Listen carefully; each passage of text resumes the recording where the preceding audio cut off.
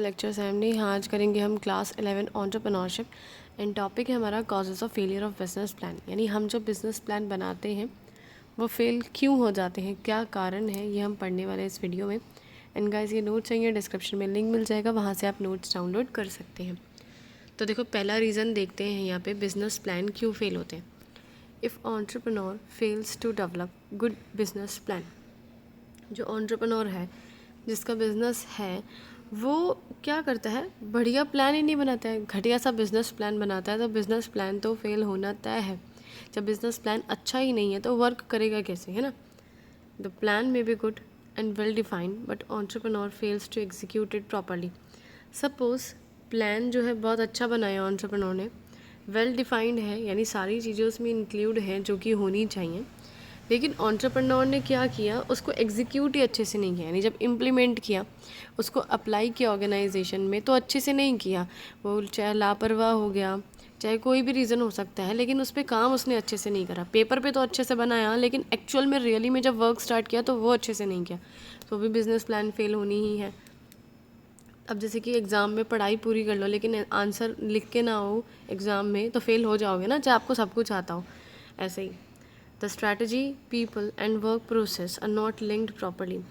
जो आपने स्ट्रैटेजीज़ बनाई, जो आपने एम्प्लॉयज़ हायर करे, जो आपने टास्क डिसाइड करे कि ये एक्टिविटीज़ करेंगे, उनको प्रॉपर लिंक किया ही नहीं, कुछ गलती कर दी, या तो स्ट्रैटेजीज़ ठीक से इम्प्लीमेंट नहीं करी, या फिर सही स्किल्स के लोग जो हैं आपने हायर नहीं किए, या जो वर्क्स को अगर मैं कहूँ तो आपने ऐसा करा कि राइट स्किल वाला आदमी को राइट जॉब नहीं दिया, या कोई भी ऐसी गड़बड़ी कर दी है इन चीज़ों में जिसकी वजह से जो है आपकी जो एम्प्लॉयज़ अच्छे से परफॉर्म नहीं कर पा रहे हैं।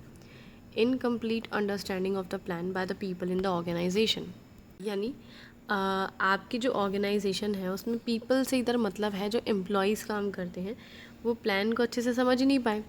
उन्होंने आधा अधूरा समझा, बस आपने बोला, आपको लगा कि वो समझ गए, लेकिन ऐसा नहीं हुआ। आपके बोलने में पूरी तरह से उनको कोई चीज़ समझ में नहीं आई, लेकिन ये आपकी रिस्पॉन्सिबिलिटी है कि आप क्रॉस चेक करो और उनसे पूछो क्या जो मैंने समझाया तुम्हें वो समझ में आया भी या नहीं आया। तो यहाँ आप गलती कर गए, आपने कुछ बोला, वो समझ कुछ गए, और यहाँ पे बिज़नेस प्लान फेल हो गया।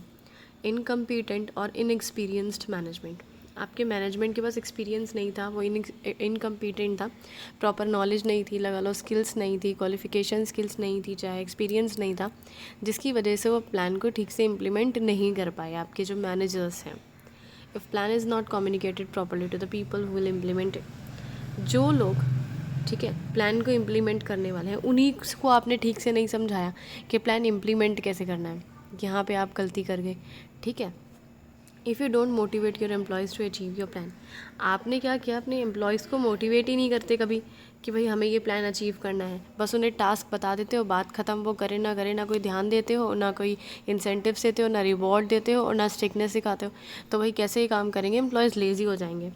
If you don't have any contingency plan, suppose आपके पास कोई कॉन्टीजेंसी प्लान नहीं था, यानी इमरजेंसी आ गई किसी टाइप की, चाहे आपको फंड्स अचानक ज़रूरत पड़ गई या कोई भी दिक्कत आ गई, आपके पास उस इमरजेंसी से डील करने के लिए कोई प्लान या रिसोर्सेज नहीं थे, तब आप फेल हो सकते हो।